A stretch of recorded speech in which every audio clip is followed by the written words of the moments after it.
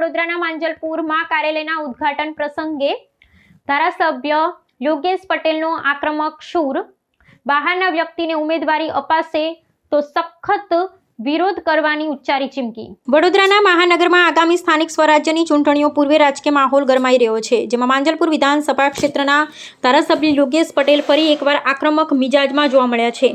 શહેરના માંજલપુર વિસ્તાર અંતર્ગત આવતા વિભાગ ક્રમાંક 18 ના નવા જનસંપર્ક કાર્યાલયના ઉદ્ઘાટન સમારોહમાં ઉપસ્થિત રહી અને તેમણે ઉમેદવારી પસંદગી મામલે પક્ષના મોવડી મંડળ અને કાર્યકરો સમક્ષ સ્પષ્ટ શબ્દોમાં પોતાનો મત રજૂ કર્યો હતો। આ સમારોહમાં જનમેદનીને સંબોધતા ધારાસભ્ય એક કરતાં વધુ વિસ્તારોમાંથી ઉમેદવારીની માંગણી કરનાર મહત્વાકાંક્ષી આગેવાનો સામે ખુલ્લી નારાજગી વ્યક્ત કરી હતી। તેમણે મંચ પરથી હુંકાર કરતા સ્પષ્ટપણે જણાવ્યું હતું, જો રાજકીય પક્ષ દ્વારા સ્થાનિક કાર્યકરોની અવગણના કરી કોઈ બહારની વ્યક્તિને પ્રતિનિધિત્વની તક આપવામાં આવશે તો તેનો સખત વિરોધ કરવામાં આવશે। તેમણે ભારપૂર્વક ઉમેર્યું હતું કે સ્થાનિક સ્તરે જે પાયાના કાર્યકરોએ નિષ્ઠાપૂર્વક પરિશ્રમ કર્યો છે, ચૂંટણી લડવાનો પ્રથમ અધિકાર અને તક તેમને જ મળવી જોઈએ।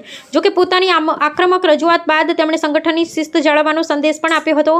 તેમણે ઉપસ્થિત કાર્યકર્તાઓને અપીલ કરી હતી કે અંતિમ નિર્ણય પક્ષની નેતાગીરીનો જ રહેશે અને પક્ષ જેને પણ સત્તાવાર ઉમેદવાર તરીકે જાહેર કરે તેને વિજયી બનાવવા માટે સૌએ સંગઠિત થઈ શ્રમ કરવો પડશે। વધુમાં ઉમેદવારી ન મળવાની સ્થિતિમાં કોઈ પણ કાર્યકરોએ તેમના પ્રત્યે વ્યક્તિગત અસંતોષ કે નારાજગી ન રાખવા માટે પણ તેમને ખાસ અનુરોધ કર્યો હતો, જે સૂચવે છે કે તેઓ આગામી ચૂંટણીઓમાં પક્ષની આંતરિક ખેંચતાણ જૂથવાદને કાબૂમાં રાખવાના સક્રિય પ્રયાસો કરી રહ્યા છે।